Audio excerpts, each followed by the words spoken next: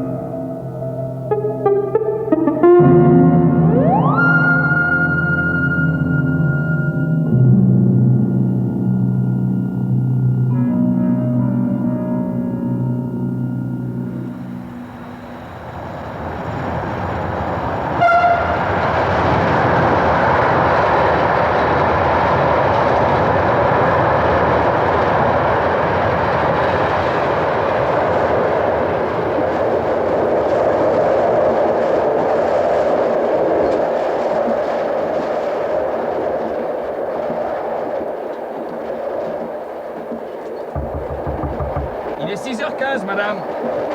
Nous arrivons dans une demi-heure. Il est 6h15. Merci. Puis-je avoir un jus d'orange? Mais parfaitement, madame. Dans un instant. Il est 6h15, monsieur. Nous arrivons dans une demi-heure. Oui, merci, j'ai entendu. Bonjour, monsieur. Dites-moi, la prise électrique pour le rasoir ne marche pas. Excusez-moi, monsieur. Je vais venir arranger ça dans un instant. Bon, mais dépêchez-vous. Nous n'aurons pas de retard? Je ne le pense pas, monsieur. Nous sommes dans les temps.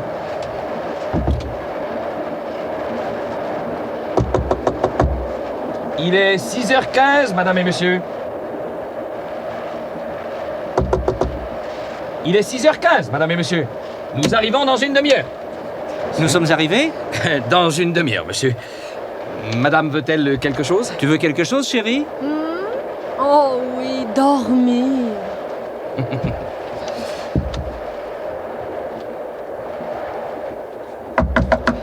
Il est 6... Oh, inutile de crier comme ça, je n'ai pas fermé l'œil de la nuit. Je suis désolé, madame. Il y a quelque chose qui vibrait sans arrêt.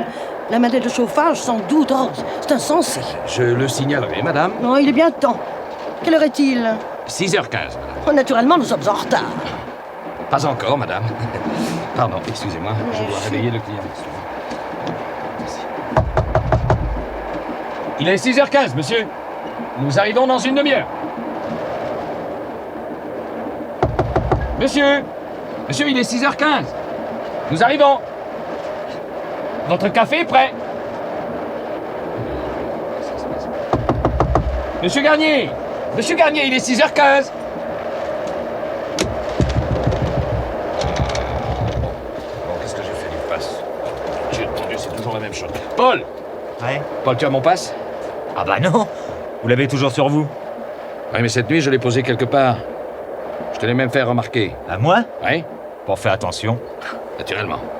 Ah si. Si, c'est vrai. Vous m'avez dit, je pose mon passe ici. Ah! Ouais, mais où? Pourquoi? Qu'est-ce qui arrive? Qu'est-ce que tu veux qu'il arrive? Un type qui ne se réveille pas, c'est tout.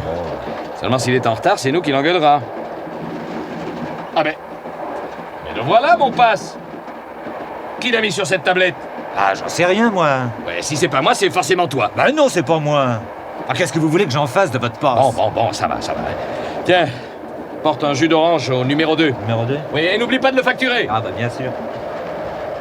Je vais recommencer. Réveillez-vous, monsieur Garnier. On arrive. Ah, ces gens qui dorment dans les trains, c'est admirable. Oui, c'est qu'il descend à Genève. Eh ben, ouvrez, mon ami. Vous êtes là pour ça? Oui, madame, je vais essayer avec le passe. Monsieur Garnier. Ah bah ça alors. Qu'est-ce qui se passe? Il n'y a personne. Comment ça, il n'y a personne? Eh, voyez vous-même, madame. Tenez, regardez. La couchette n'est même pas défaite. Eh ben, c'est que votre dormeur a loupé son train, voilà tout. Ah non, mais ça, c'est pas possible. Vous croyez ça? Ah, c'est fou le nombre de gens qui loupent leur train. Mais non, il n'a pas pu louper son train puisque... Puisque quoi? Vous êtes inquiétant, à la fin. Puisque sa cabine était fermée de l'intérieur. Vous voulez dire qu'il était dans le train et qu'il n'y est plus? Eh oui. Oh, c'est extravagant. C'est-à-dire que... Comment se fait-il que sa fenêtre soit grande ouverte?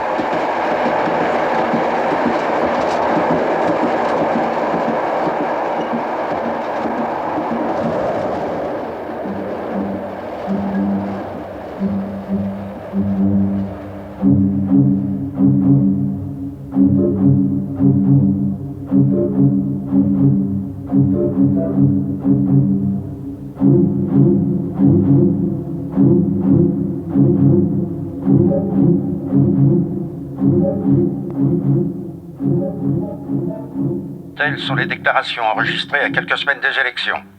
Nouvelle brève. Il n'a pas fallu moins de 8 heures pour circonscrire l'incendie qui s'était déclaré hier soir dans le faubourg Saint-Antoine. 7 casernes de pompiers ont conjugué leurs efforts.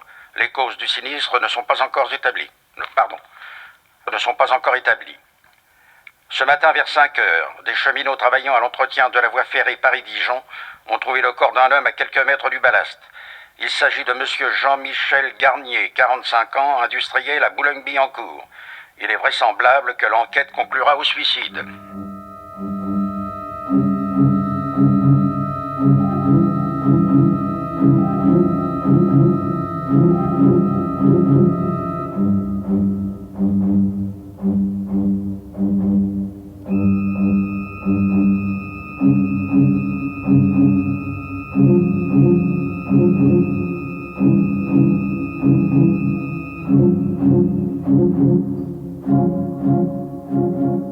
Le suicide est vraisemblable, monsieur le commissaire.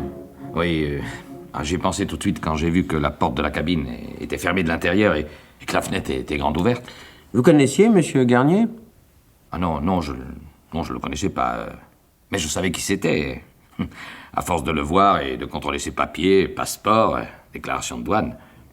Un client, c'est une habitude. Et j'avais l'habitude de monsieur Garnier. Depuis longtemps? Oh, voilà 6-7 mois que tous les vendredis, il prenait le train de 23h17 pour Genève. Oui, bien souvent, il a pris mon wagon. Il arrivait un peu de temps avant le départ du train. Il buvait un quart d'eau minérale, commandait son café pour le lendemain. Et je ne le voyais pas avant son réveil. Beaucoup de bagages? Une valise. Toujours la même, celle que j'ai remise à la police. Et rien d'autre? Non. Alors, hier soir, tout s'est passé comme d'habitude. Oui, il est arrivé vers 11h. Il a rempli la fiche de police, il m'a remis son passeport, il a bu son eau minérale, et il a commandé son café du lendemain. Et puis, il est entré dans sa cabine. Il avait l'air normal. Normal? Enfin, il n'avait pas l'air déprimé, de mauvaise humeur, inquiet. Non, j'ai pas remarqué. Au passage de la douane, rien d'anormal non plus? Non, monsieur le commissaire, non. Le train s'arrête un long moment, les voyageurs dorment encore. Les douaniers vérifient les fiches, jettent un coup d'œil sur les passeports, et c'est tout. Ils ne visitent pas les cabines. Ils ne l'ont pas fait. Mais il ne vous est pas paru possible que M. Garnier soit allé dans un autre wagon?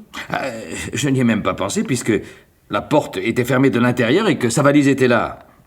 De toute façon, nous l'aurions vu passer, Paul ou moi. Paul? Ah oui, c'est un contrôleur stagiaire. Il fait plusieurs voyages sur le parcours pour voir comment nous faisons. Depuis quand? Il est avec moi depuis une quinzaine de jours. Vous ne vous êtes pas quitté pendant le voyage? Non. Où voulez-vous qu'on aille? Le train était plein. Non, dans mon wagon, il n'y avait que 6 cabines d'occupées. Tenez, j'ai la liste sur moi. Oui. Pardon. Dans la cabine numéro 1, une dame seule, Madame Durvallon. Tout cela est très désagréable, monsieur le commissaire. Vraiment très désagréable. J'allais à Genève pour... Oh mon Dieu, comme c'est désagréable. Mais vous êtes un galant homme, n'est-ce pas? Vous ne ferez pas mention de ce que je vais vous dire. J'allais à Genève chez le docteur Soulirin. Le chirurgien esthétique, c'est ça. À Paris, vous comprenez, avec toutes mes amies, mes relations. À l'étranger, c'est plus discret. Les femmes doivent avoir leurs secrets, n'est-ce pas? Vous comprenez? Monsieur Garnier? Ce malheureux qui s'est jeté? Oh non, je ne le connaissais pas. Je ne l'ai jamais vu. Dans la cabine numéro 2, un homme seul, un représentant de commerce, Monsieur Rastello. Pourquoi j'allais à Genève, monsieur le commissaire? C'est bien naturel, hein, parce que je suis genevois. Alors, n'est-ce pas, je rentrais à la maison. Mais je représente une firme de chocolat. Alors, je viens à Paris 3 ou 4 fois par an. Ah, Paris, monsieur le commissaire. Ah, vous pouvez pas savoir parce que vous y habitez, hein, et que vous voyez plus rien. Mais si vous habitiez Genève, vous comprendriez. Hein, monsieur Garnier, ah non, j'ai jamais vu. J'ai lu dans le journal ce qui lui était arrivé. Oh, c'est épouvantable, hein. Un homme encore jeune, d'après ce qu'on dit. Dans la cabine numéro 3, un homme seul également, monsieur Grancion, un avocat. C'est tout à fait désagréable, monsieur le commissaire. Mon temps est précieux. J'ai énormément de travail. La justice est lente, je le sais bien, mais elle n'attend pas. Enfin, si je peux vous rendre service. Je me demande en quoi, d'ailleurs. Je n'ai jamais vu ce monsieur Garnier. Pas même dans le train. Je me suis couché alors que nous étions encore en gare. J'ai consulté un moment mon dossier. Oui, une banale affaire de détournement de fonds. Le procès se plaide à Genève. Un suicide, paraît-il. Une affaire de cœur, vraisemblablement. Ou un homme ruiné qui ne se faisait pas à la misère. Si j'étais à votre place, j'irais dans ce sens-là, monsieur le commissaire. Croyez-moi, je vois et j'entends tellement de choses dans ma profession.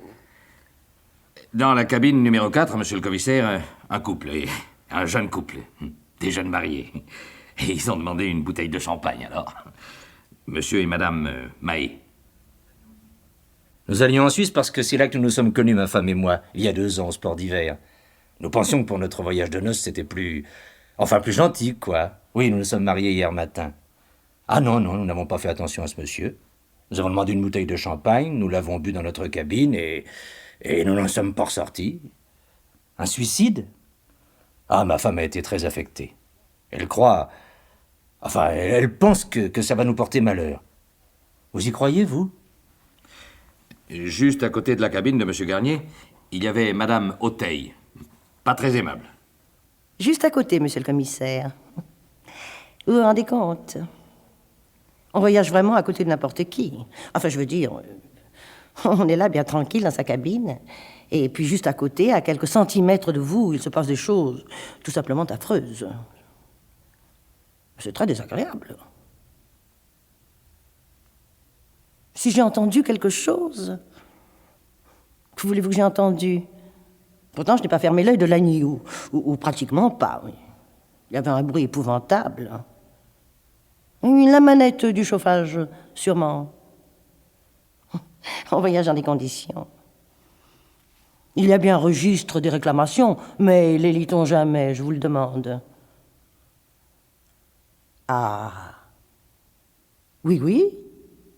En effet, j'ai vu M. Garnier, enfin, je l'ai aperçu, pour être plus exact, quand il est arrivé vers 11 heures à peu près. Moi, j'étais déjà là depuis un bon moment. Et j'adore regarder courir les gens sur le quai quand je suis déjà installée. Ah oui, il est arrivé seul. Un bien bel homme. Enfin, je veux dire encore jeune et bien habillé. On ne peut pas en dire autant de tout le monde. Hein. Pourquoi je suis allée à Genève? Pour voir ma fille, monsieur le commissaire. Elle y travaille. À l'ONU. Elle est fonctionnaire internationale. Une très belle situation. Il est vrai que je me suis donné bien du mal pour cet enfant. Mais c'est le rôle de parent, n'est-il pas vrai?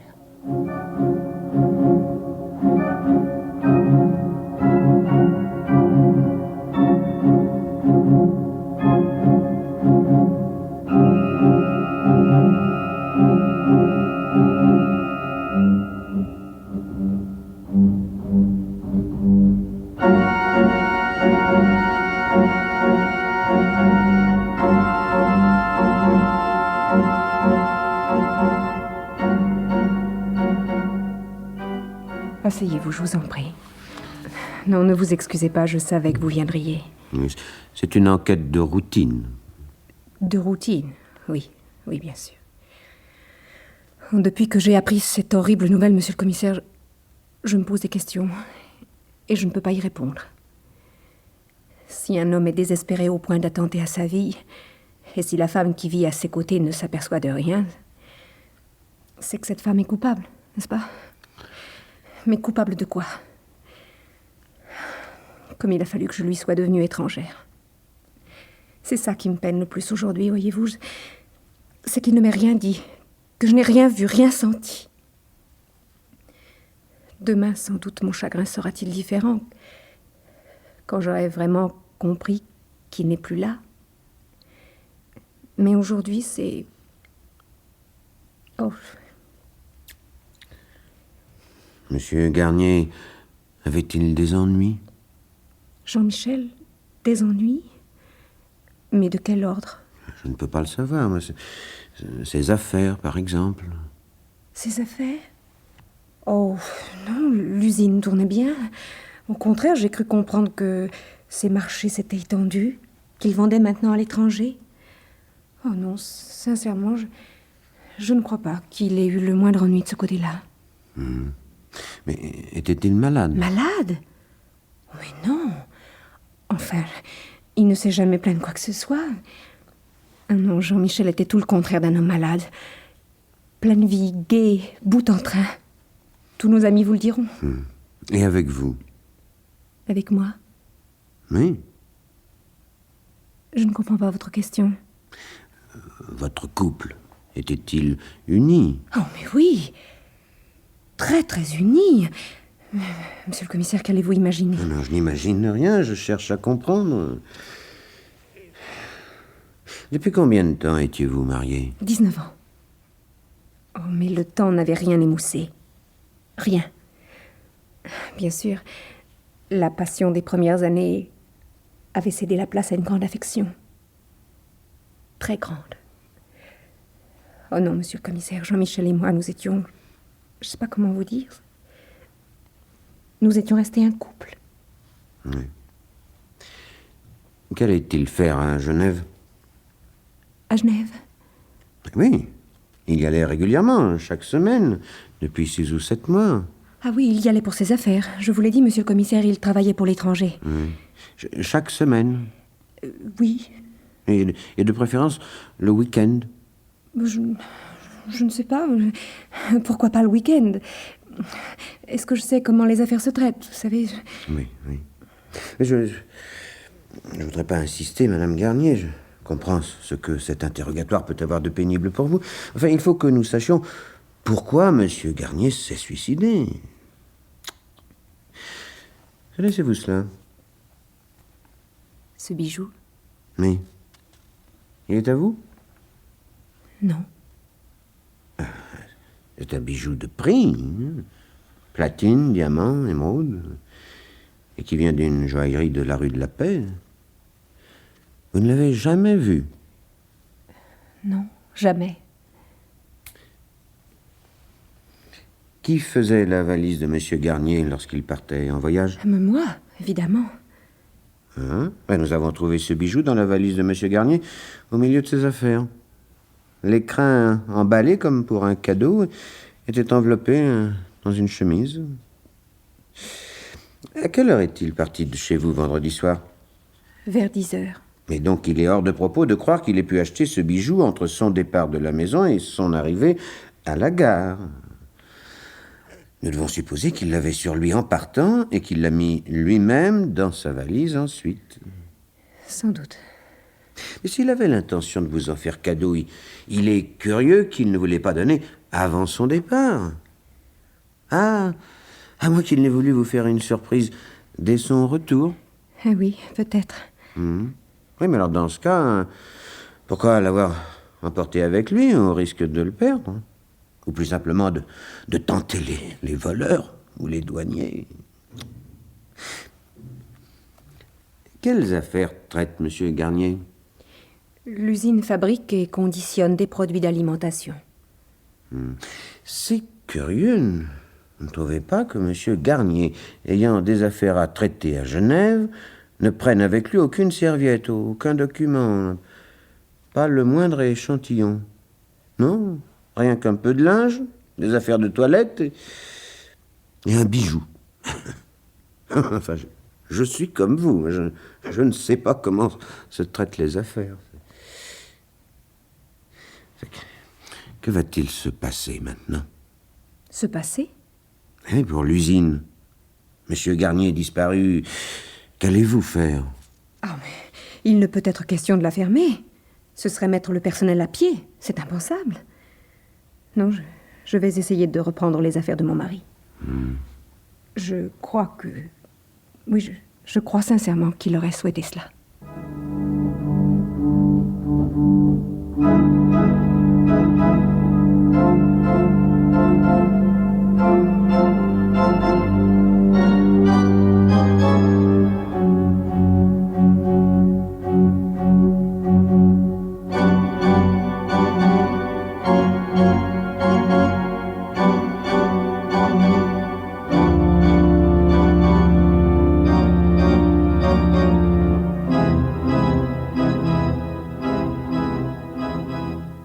Nous avons reçu le TEDx de la police suisse, patron. Ah. Aucune fiche d'hôtel ne porte le nom de Garnier. Il n'est inscrit sur aucun registre. Il faut donc croire qu'il ne descendait pas dans un hôtel de Genève. Et les usines? La même chose. On le connaissait de réputation, bien sûr, mais aucun industriel suisse n'était en rapport d'affaires avec lui. Par contre, on trouve sa trace dans une banque. Il a fait, il y a quelques mois, une demande d'ouverture de compte qui, bien sûr, lui a été accordée. Spéculation. C'est difficile à dire. Car s'il a bien ouvert un compte, il ne l'a pas fait mettre à son nom, mais au nom d'une Genevoise, mademoiselle Krausen, 127 rue du Rhône à Genève. Et puis il y a autre chose, patron. Le laboratoire a examiné le wagon dans lequel a voyagé M. Garnier. On a retrouvé, accroché à la poignée extérieure de la portière, un minuscule morceau de tweed bleu, comme la veste que portait M. Garnier. La portière qui donnait sur la voie. À quelle heure y a-t-il un train? Pour Genève 23h17, patron.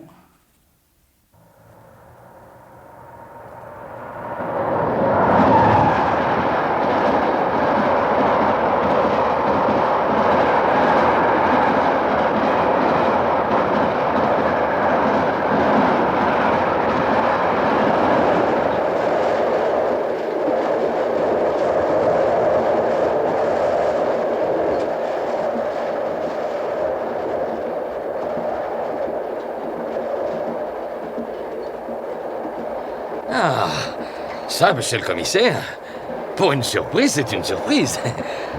Vous allez à Genève? Oui.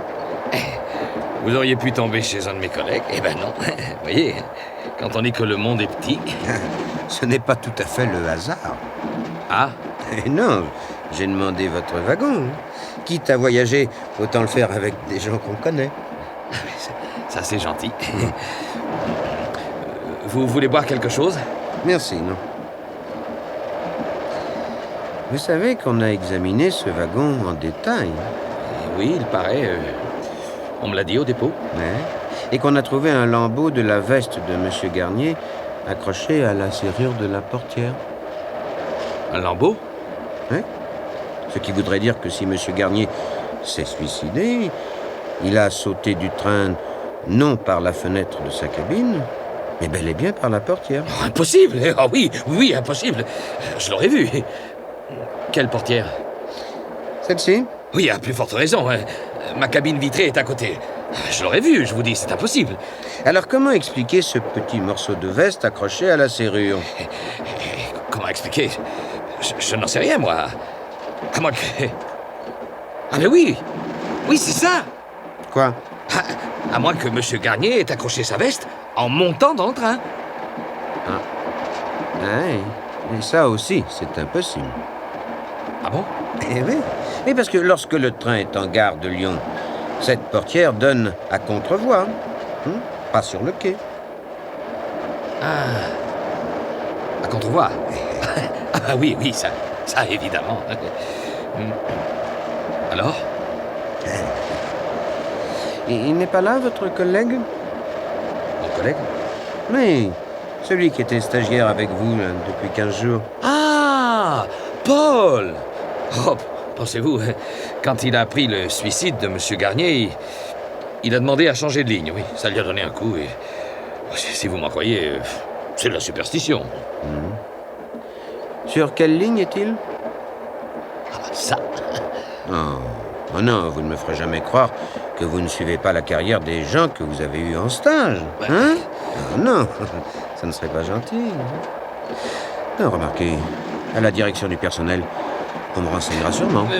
Je crois bien qu'il m'a dit qu'il était sur le sud-ouest, le Paris-Barcelone.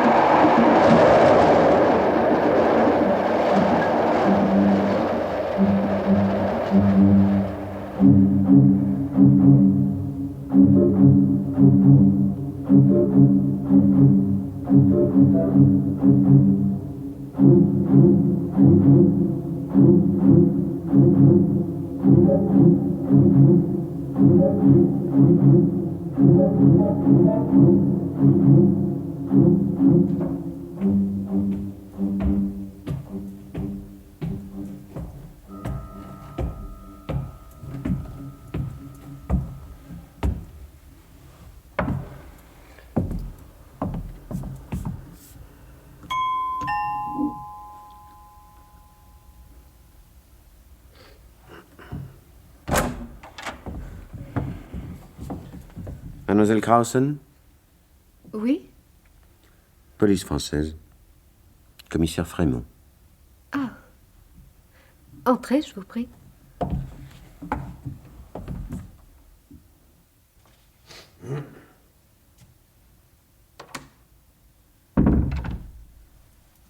Par ici, monsieur le commissaire.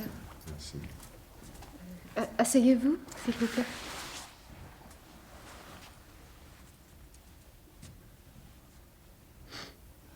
Il ne s'est pas suicidé, n'est-ce pas? Nous ne savons pas encore. Oh, moi, je sais. Il ne s'est pas suicidé. Une femme sans ces choses. Jean-Michel avait... Jean-Michel. Oh, je n'ai pas l'intention de vous mentir, monsieur le commissaire. Ce n'est pas dans ma nature. Et de plus, ce serait inutile. Si vous êtes chez moi ce matin, c'est que vous savez déjà qui je suis. Qui j'étais pour Jean-Michel. Alors à quoi bon dissimuler? Je sais que M. Garnier a ouvert un compte à votre nom dans une banque suisse et que ce compte, il l'alimentait régulièrement. Régulièrement et copieusement. Qu'avais-je besoin de tout cet argent? Avant de le connaître, je travaillais. J'aurais aimé continuer. Que l'argent ne se mette jamais entre lui et moi. Il n'a pas voulu.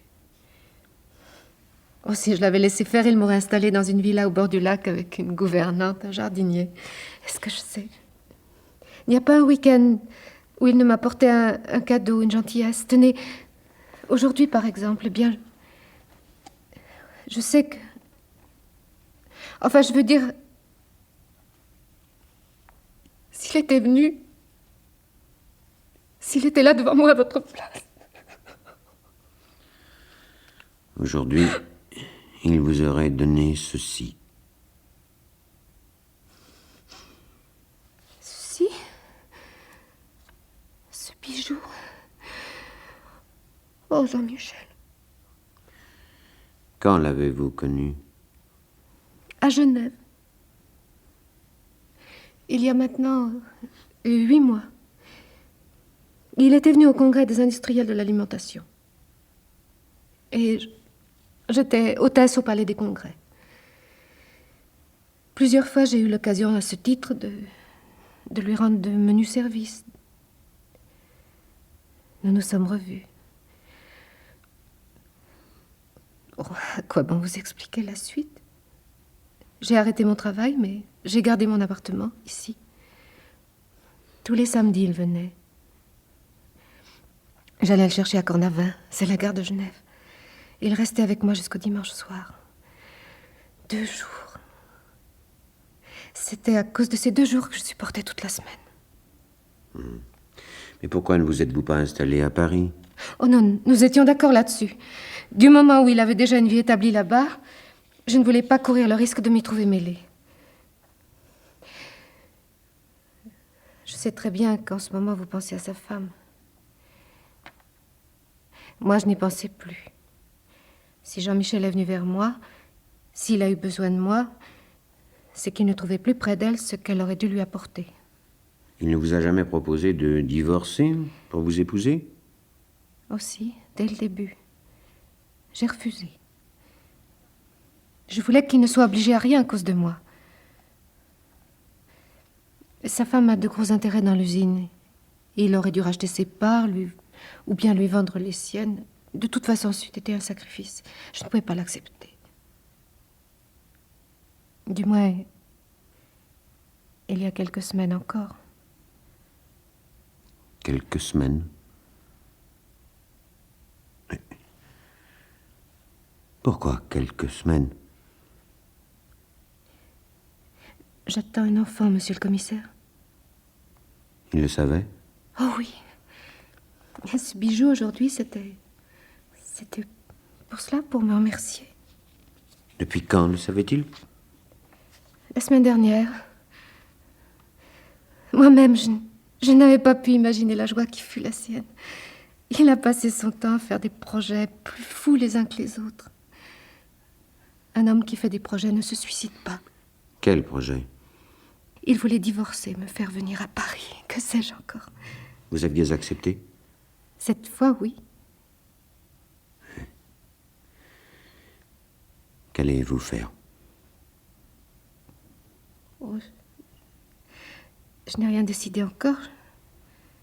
Grâce à ce qu'il a versé sur le compte, je peux attendre. Je travaillerai plus tard, sans aucun doute. Mais je resterai ici. Nulle part ailleurs, je ne me sentirai autant chez moi qu'ici. Remporter ce bijou à Paris, monsieur le commissaire. L'important pour moi n'est pas de l'avoir, mais de savoir qu'il a voulu que je l'aie.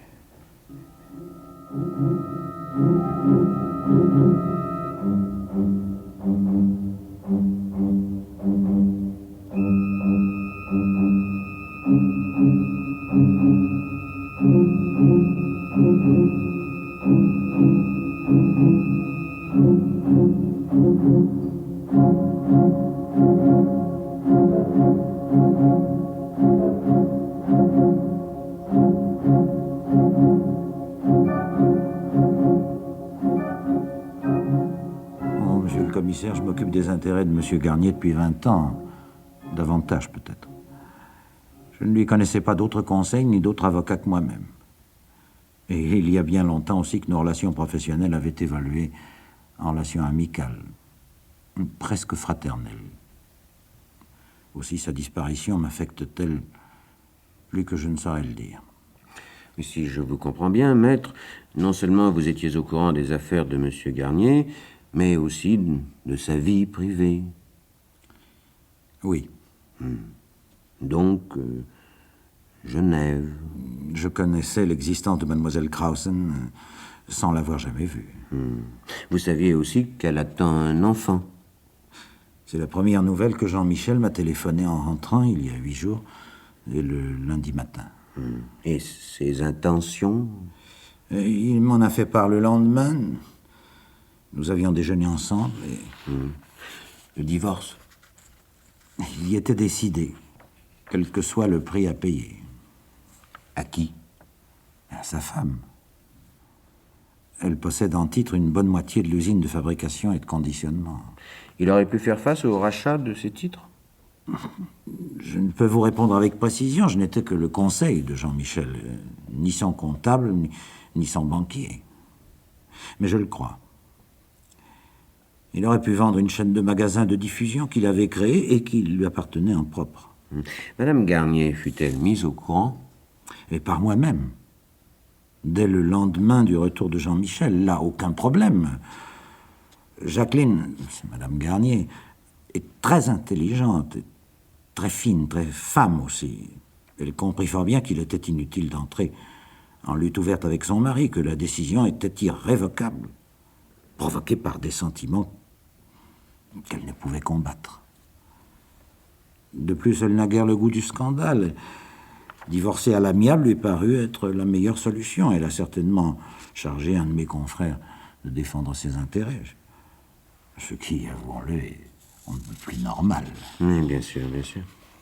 Mais cependant, j'avais cru comprendre devant les réactions de Madame Garnier, quand elle a appris la mort de son mari, que sa peine était réelle et qu'ils étaient très liés. Vos impressions étaient très justes, monsieur le commissaire. Deux êtres ne vivent pas ensemble pendant 20 ans sans que se créent entre eux des attaches profondes. Enfin, dans ces conditions, n'est-ce pas étrange que Madame Garnier ait accepté si facilement, enfin si rapidement, le divorce? Du moins, si elle et son mari formaient bien ce couple qu'elle a essayé de me dépeindre. Vous m'avez mal compris, monsieur le commissaire. Quand je vous dis que Jean-Michel et sa femme étaient très liés, c'est vrai. Mais comme on est liés par 20 ans d'habitude et d'intérêt commun, c'était devenu une association plus qu'un couple. D'ailleurs... D'ailleurs? Je ne sais pas comment vous expliquer cela. Mais l'industrie a créé une nouvelle bourgeoisie, et elle a aussi ses lois. Et la première d'entre elles est de présenter un front uni à la concurrence, à l'extérieur, pour être inattaquable, à la galerie. Et il arrive de ce fait que l'union affichée par un homme et une femme ne soit qu'une entente stratégique, pourrait-on dire. Quant à la vie intime du couple, c'est très différent. Je veux dire, enfin, j'en vois des exemples quotidiens que le couple étant établi, reconnu, que chacun de ses membres peut retrouver avec l'accord tacite de l'autre une liberté quasi complète.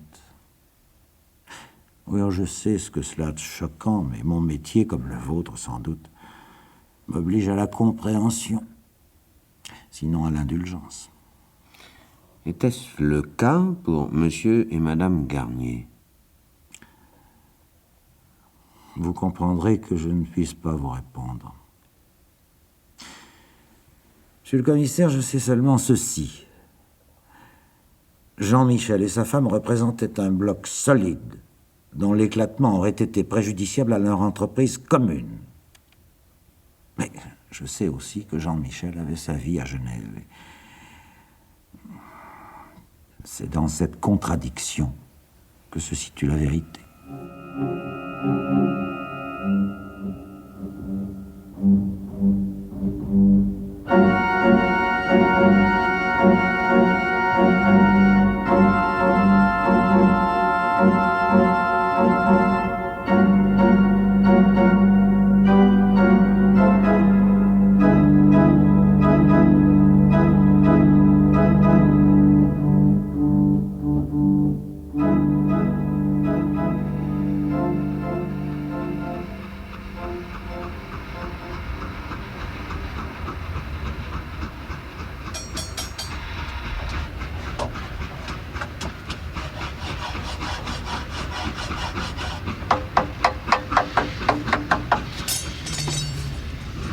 Oh bah ça alors?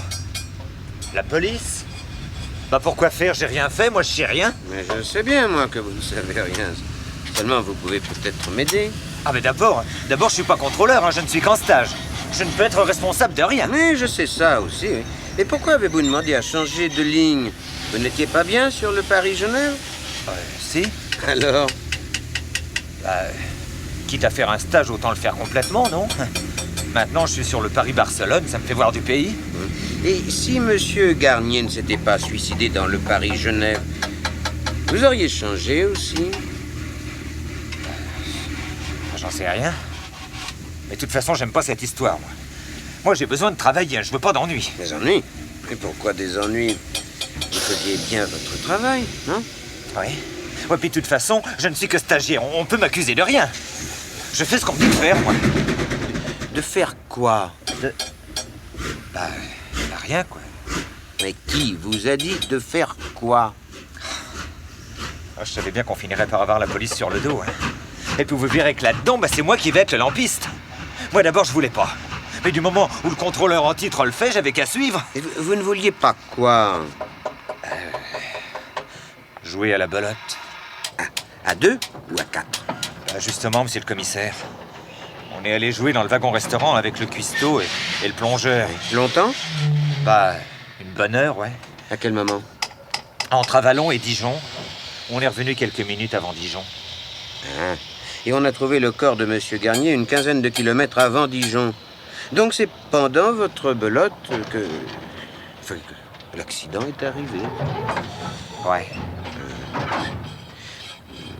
pour fermer la porte d'une cabine, comment fait-on? De l'intérieur, on baisse le loquet. Oui. Et de l'extérieur? De l'extérieur? Ah oui, comment fait-on de l'extérieur pour baisser le loquet intérieur? Avec le passe. Vous l'avez toujours sur vous? Ah, moi non, hein. Moi, je suis en stage. Mais le contrôleur, ouais. Enfin, il devrait. Comment ça, il devrait? Vous ne l'avez pas? Enfin, c'est-à-dire, monsieur le commissaire, voilà exactement comment ça s'est passé.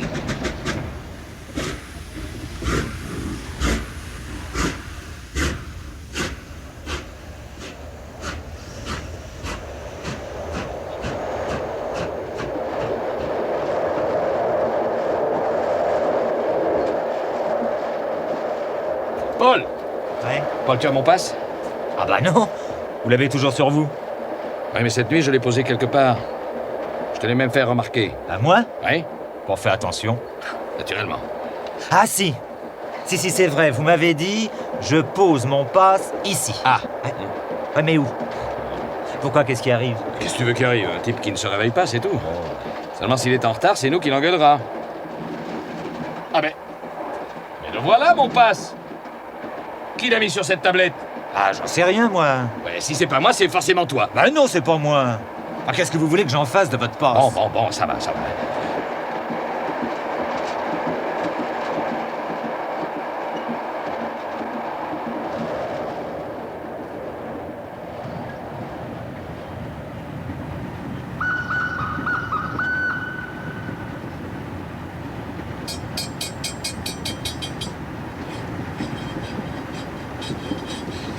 Donc, quelqu'un ayant aperçu le passe sur la table, l'a pris, a fermé la cabine de M. Garnier pour faire croire au suicide, et dans sa précipitation, l'a remis à une autre place sur la tablette, là où le contrôleur l'a retrouvé. Ah ouais? Ah, c'est possible. Oh, je savais bien qu'il valait mieux rester à notre poste toute la nuit. Moi, je voulais pas ça, je vous jure. Et pourquoi n'avez-vous rien dit? Rien dit? Bah, vous vous rendez pas compte, non? On va tous être mis à pied. Le contrôleur, le cuistot, le plongeur, et puis moi, naturellement. Entre quelle heure et quelle heure le train roule-t-il d'Avalon à Dijon? D'Avalon à Dijon? Enfin, autrement dit, de quelle heure à quelle heure étiez-vous absent, vous et votre collègue? Entre 1h30 et 2h30, à quelque chose près.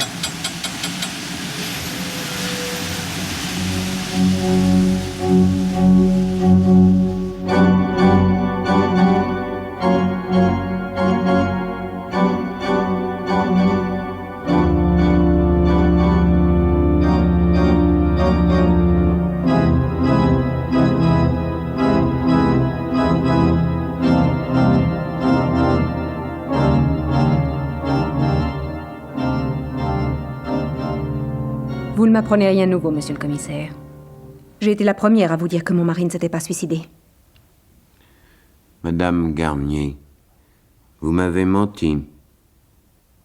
Oui. Vous saviez que votre mari n'allait pas à Genève pour traiter des affaires. Oui. Vous saviez qu'il allait demander le divorce. Oui. Vous ne m'en avez rien dit. Non. Pourquoi? À quoi cela vous sert-il de le savoir? Il n'y a pas de rapport entre la disparition de Jean-Michel et cette décision, croyez-moi. Vous saviez aussi que mademoiselle Krausen attendait un enfant. Oui. Sans cela, il n'aurait jamais demandé le divorce. Alors, Alors rien, vous alliez divorcer? puisqu'il le voulait.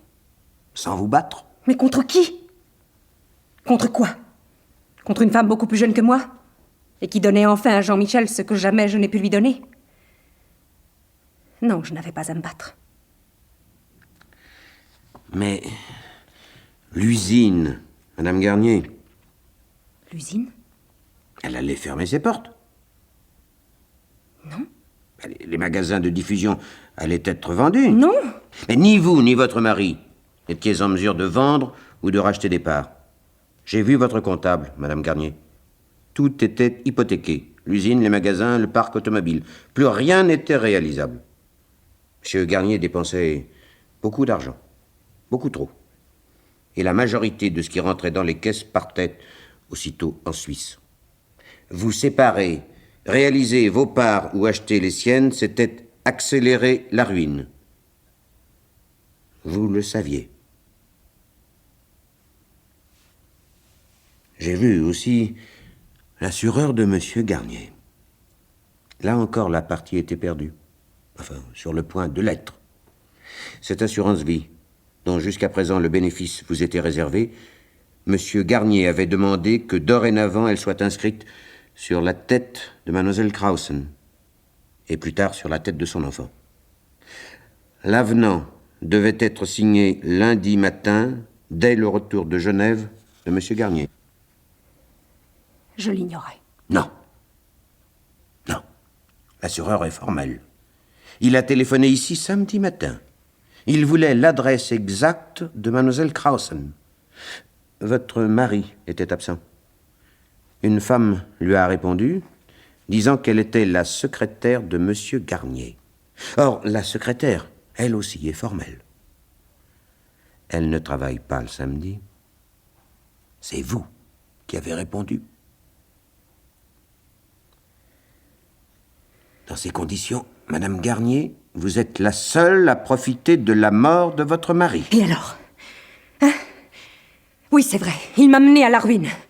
Oui, c'est vrai que depuis 20 ans, jour après jour, compromission après compromission, j'ai tout accepté. Ses faiblesses, ses erreurs, ses mensonges, ses lâchetés. Parce que je l'aimais, comme une idiote et comme une aveugle. Et puis parce que je pouvais plus me dégager des engrenages financiers dans lesquels il m'avait plongé. Oui, tout est hypothéqué, tout. Même cette maison dans laquelle vous êtes. Oui, c'est vrai qu'un divorce mettant à jour nos différends, nos échecs, nos dettes, nous obligeait à nous déclarer en faillite. Oui, je suis contente qu'il soit mort. Vous entendez, contente? Contente, contente, contente, contente.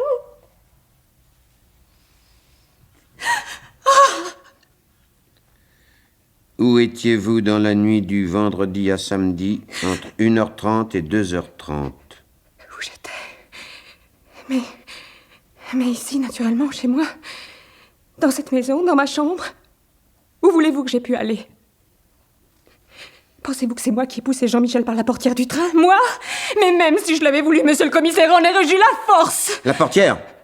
Les journaux n'ont toujours parlé que de la fenêtre ouverte dans sa cabine, non de la portière? Les journaux... La fenêtre, oui, c'est ça, la fenêtre. Je ne sais pas avec quelle importance. Où étiez-vous? Mais ici, je vous l'ai dit, dans ma maison, ici. Seule? Seule? Oh non, je n'étais pas seule. André était là. Je pouvais plus être seule, vous comprenez. Je l'ai été trop souvent.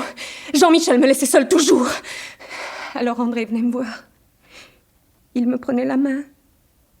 Il savait, lui, combien j'étais malheureuse.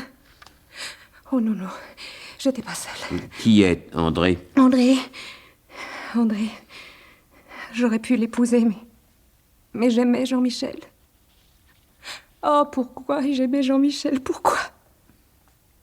Et pourquoi lui ne m'aimait-il plus? Hein? Pourquoi? Qui est André? Il s'occupait de mes affaires.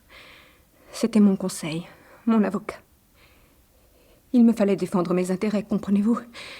Car on m'aurait tout pris, tout, ma maison aussi, tout!